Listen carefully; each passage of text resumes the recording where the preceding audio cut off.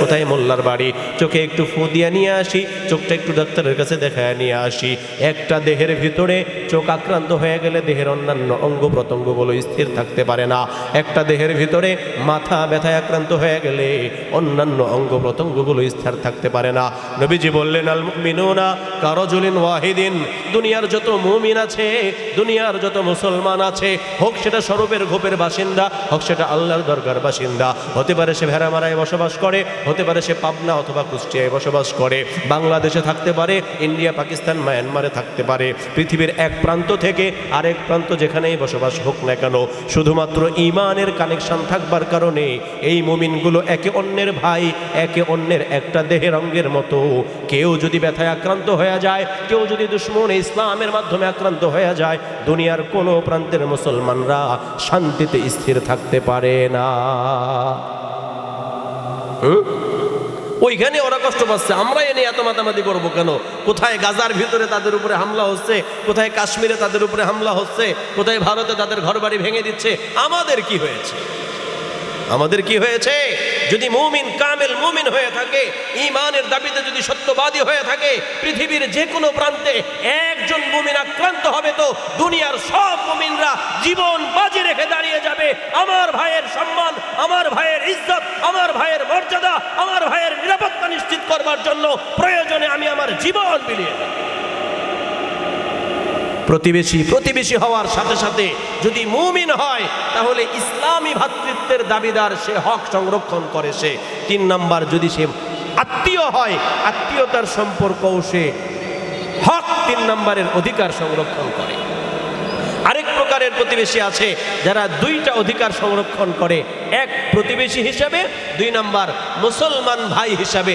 আত্মীয় নয়, শুধুমাত্র মুসলিম ইসলামী ভাইয়ের দাবি, 2 নাম্বার প্রতিবেশীর দাবি।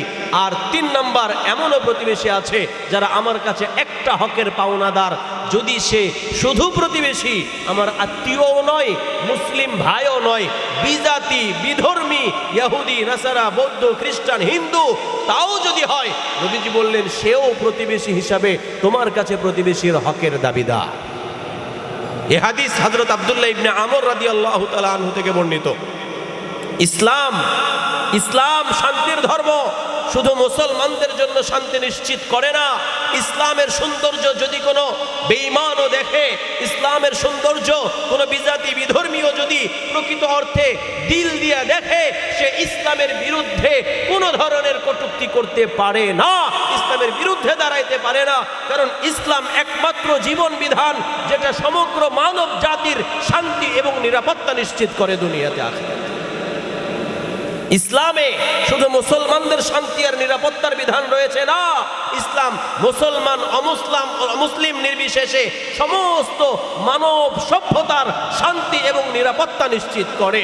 এবং কেবল ইসলামে এটা রয়েছে, ইসলাম ছাড়া আর কোনো ধর্ম, আর কোনো মতবাদ, আর কোনো মতাদর্শ, আর কোনো তন্ত্র, আর কোনো মন্ত্রের ভিতরে বিরুদ্ধচারী প্রতিপক্ষ অপর পক্ষের শান্তি নিরাপত্তার কোনো নিশ্চয়তা। হযরত আব্দুল্লাহ ইবনে আমর রাদিয়াল্লাহু তাআলা আনহু বাহির থেকে আসলেন, এসে দেখে ঘরের ভিতরে সুন্দর খাবারের আয়োজন, গোশত রান্না করা হয়েছে, রুটি তৈরি করা হয়েছে। আব্দুল্লাহ ইবনে আমর রাদিয়াল্লাহু তাআলা আনহু বললেন, আমার প্রতিবেশীর ঘরে কি এই তরকারি পাঠানো হয়েছে? খাদেম বললেন, হুজুর, প্রতিবেশী তো ইহুদি, ওরা তো মুসলিম না, ওরা তো ইহুদি, ওরা আমাদের দুশমন, ওদের ঘরে আমাদের ভালো তরকারি কেন দেব? হযরত আব্দুল্লাহ ইবনে আমর রাদিয়াল্লাহু তাআলা আনহু বললেন, হোক ইহুদি, হোক বিজাতি, তারপরেও তো আমার প্রতিবেশী। নবীজি শিখিয়েছেন প্রতিবেশীর সঙ্গে প্রতিবেশীর কি আচরণ হতে হয়। যাও, আগে আমার প্রতিবেশীর ঘরে তরকারি পাঠাও, তারাও ভালো খাবারে আমার সঙ্গে শরীক হবে, এরপরে আমি ভালো খাবার। ইসলাম প্রতিবেশীর হক এভাবে সংরক্ষণ করে। বিজাতি হলেও তার সঙ্গে খারাপ আচরণ করার অনুমতি ইসলাম দেয় নাই। হ্যাঁ, যদি সে ইসলামের সীমা লঙ্ঘন করে, ইসলামের বিরুদ্ধে দাঁড়িয়ে যায়, তো তার সঙ্গে দফা রফা সম্পন্ন করার আগ পর্যন্ত আমার পেটে ভাত ঢোকবার কথা হবে। হযরত আব্দুল্লাহ ইবনে আমর রাদিয়াল্লাহু তাআলা আনহু লম্বা হাদিস শোনাচ্ছেন। এক এক করে নবীজি সাল্লাল্লাহু আলাইহি ওয়াসাল্লাম এই হাদিসের মধ্যে অনেকগুলো হকের কথা বলেছেন। এরপরে বললেন, দেখো জিবরিল আমিন এত বারবার আমার কাছে আসছেন আর প্রতিবেশীর হকের কথা বলছেন। আমার মনে হলো যে প্রতিবেশী করতে করতে করতে করতে মনে হয় প্রতিবেশীকে আমার সম্পত্তির ওয়ারিশ বানায়। এত হকের কথা বলতেছেন যে প্রতিবেশী মনে হয় আমার সম্পত্তির ভাগদার হয়ে। ইসলাম প্রতিবেশীর হক এভাবে সুসংরক্ষিত করেছে। আমি বললাম এটা শুধু দাবি নয় যে ইসলামের সৌন্দর্য, প্রকৃত সৌন্দর্য যদি কারো সামনে প্রকাশ পায় সে ইসলামের জন্য পাগল হয়ে যেতে বাধ্য। একটা গল্প শোনাই। হযরতে আলী কাররামাল্লাহু ওয়াজহাহু, ইসলামের তৃতীয় খলিফা, রাসূল সাল্লাল্লাহু আলাইহি ওয়াসাল্লামের জামাই হাসান হুসাইনের আব্বা আলী রাদিয়াল্লাহু তাআলা আনহু যখন খলিফাতুল মুসলিমিন, রাষ্ট্রপ্রধান, তিনি রাষ্ট্রপতি, এই সময়ে তার একটা বর্ম হারায় গেছে। হঠাৎ একদিন এক ইহুদির কাছে আলী রাদিয়াল্লাহু তাআলা আনহুর বর্মটা দেখা গেছে।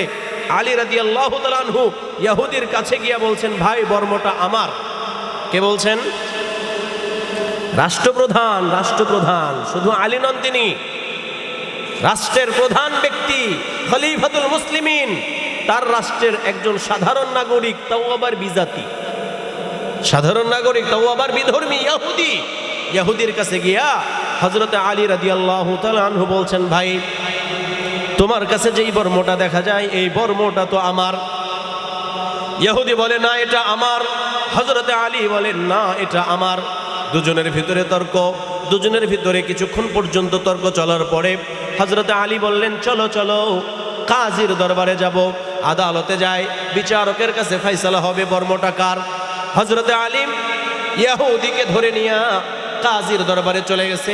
প্রধান বিচারপতি তখন হযরতে কাজী শুরাইয়ের দরবারে নিয়ে গেছে। হযরতে আলীর মামলা হযরতে কাজী শুরাইয়ের দরবারে মোকদ্দমা কায়েম হয়েছে। কাজী শুরাই তো ওই বিচারপতি যাকে হযরতে আলী নিজে নিয়োগ দিয়েছেন। হযরতে আলী রাষ্ট্রপ্রধান, ওই রাষ্ট্রের বিচারপতি শুরাই।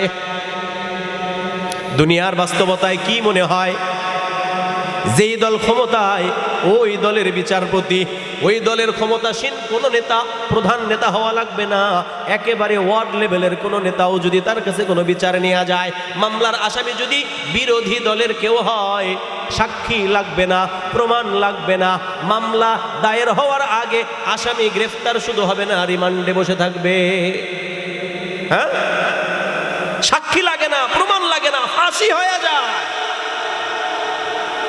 চোখের সামনে দেখা যায় একজন মারছে, আরেকজন মার খাচ্ছে। সিসিটিভির ফুটেজ, ভিডিও ফুটেজ সব প্রমাণ করতেছে কে জালেম কে মাজলুম প্রমাণিত। কিন্তু হঠাৎ করে স্বরাষ্ট্র প্রতিমন্ত্রীর বক্তব্যটা চলে গেছে মাজলুমের বিপক্ষে, খুনির পক্ষে। সব মিডিয়া সাথে সাথে খবর চেঞ্জ, যে জালেম ছিল সেই মাজলুম, যে নিহত হয়েছে সেই অপরাধী। হয় না? বিচার নিয়ে গেছেন হযরতে আলী শুরাইয়ের দরবারে, নিজের নিয়োগ দেওয়া বিচারপতি। হযরতে আলী তখনও রানিং ক্ষমতাধর রাষ্ট্রপতি। সাধারণ একজন নাগরিকের সঙ্গে তার মামলা চলছে, কল্পনা করা যায় না। বিচার কি হবে সেটা জানার দরকার নাই। কল্পনা করে দেখেন, দুনিয়ার ক্ষমতাধর রানিং ক্ষমতায় কোনো চেয়ারম্যান, কোনো মেম্বারের বিরুদ্ধে এলাকার কোনো ব্যক্তি কোনো ধরনের অভিযোগ, আপত্তি নিয়ে থানায় যাওয়ার ক্ষমতা রাখে নাকি? কোনো রাজনৈতিক দলের প্রভাবশালী নেতার বিরুদ্ধে মামলা দায়ের করবার সাহস নিয়ে থানায় যাবে এরকম লোক খুঁজে পাওয়া যায় না। জুলুমের পরে জুলুম করে, অন্যায়ের পর অন্যায় করে। লোকেরা বলে থানায় যাও না কেন? বলে থানা তো ওদের কথাই চলে, যদি বিচার নিয়ে যায় বিচার তো নেবেই না, উল্টো আমারে ধৈরা রিমান্ডে দেবে, ফাঁসি দেবে। হযরতে আলী ইহুদিকে ধরে নিয়ে গেছেন। কাজী শুরাই হযরতে আলীর কাছে মামলার বিবরণ শুনে বলছেন, খলিফাতুল মুসলিমিন আমিরুল মুমিনিন, যদি আপনি বর্মের দাবি করে থাকেন, এটা আপনার হয়ে থাকে, যেহেতু ইহুদির হাতে আছে, তার দখলে আছে, আপনার জন্য এখন সাক্ষী নিয়ে আসতে হবে ইসলামী আইন মোতাবেক। দুইজন সাক্ষী নিয়ে আসেন, এরপরে ফয়সালা হয়ে যাবে। খলিফাতুল মুসলিমিন হযরতে আলী কাররামাল্লাহু ওয়াজহাহু দুইজন সাক্ষ্য নিয়ে এসেছে, দুইজন সাক্ষী, একজন তার ছেলে, আরেকজন তার আজাদ করা গোলাম। দুইজন কাজীর দরবারে এসে, বিচারকের দরবারে এসে সাক্ষী দিচ্ছে। কাজী শুরাই প্রধান বিচারপতি, ওই ইহুদির হাতে যেই বর্মটা দেখা যায় ওইটা ওই ইহুদির বর্ম নয়, ওই বর্মটা আমাদের খলিফা, আমাদের আমির হযরতে আলী কাররামাল্লাহু ওয়াজহাহু। সাক্ষী দুইটা এসে সাক্ষী দিয়ে দিছে। বলেন এখনো কি রায় হইতে দেরি হবে? সুখরঞ্জন বালি এসে সাক্ষী দিয়েই দিছে, হ্যাঁ স্বাধীনতার সময় এরা এগুলা করছিল। হ্যাঁ, আগের থেকেই তো ফাঁসির রায় লেখাই আছে, হালকা একটু বলতে পারলে ফর্মালিটিটা হয়ে যায়। দুইজন সাক্ষী দিয়ে দিছে। কাজী শুরায় বলতেছেন খলিফাতুল মুসলিমিন, দুইজন তো সাক্ষী দিয়েছে, তবে একজন আপনার ছেলে, আরেকজন আপনার আজাদ করা গোলাম। আপনার আজাদ করা গোলামের সাক্ষী তো ঠিক, কিন্তু পিতার পক্ষে সন্তানের সাক্ষী ইসলামী শরীয়তে চলে না। কে বলছেন? কে বলছেন? কাজী শুরায় না, আলী রাদিয়াল্লাহু তাআলা আনহুর নিয়োগ দেওয়া বিচারপতি, প্রধানমন্ত্রীর নিয়োগ দেওয়া বিচারপতি প্রধানমন্ত্রীর বিরুদ্ধে আইন দেখাচ্ছেন। আমিরুল মুমিনিন, আপনি যে দুজন সাক্ষী নিয়ে এসেছেন, একটা তো আপনার ছেলে, পিতার পক্ষে ছেলের সাক্ষী ইসলামী আদালতে ইসলামী আইনে গ্রহণযোগ্য নয়, এটা ক্যান্সেল, আরেকটা সাক্ষী নিয়ে আসেন। হযরত আলী বলছেন, কাজী শুরায় দুইটা সাক্ষী আমার কাছে ছিল, এই বর্মটা যে আমার, এই মর্মে তৃতীয় কোনো সাক্ষী আমার কাছে নাই। এক সাক্ষী ক্যান্সেল হয়ে গেছে, আরেকটা সাক্ষী তোমার কাছে আছে, ফয়সালা কি করবা তুমি কইরা দাও। কাজী শুরায় সাথে সাথে ফয়সালা দিয়ে দিলেন।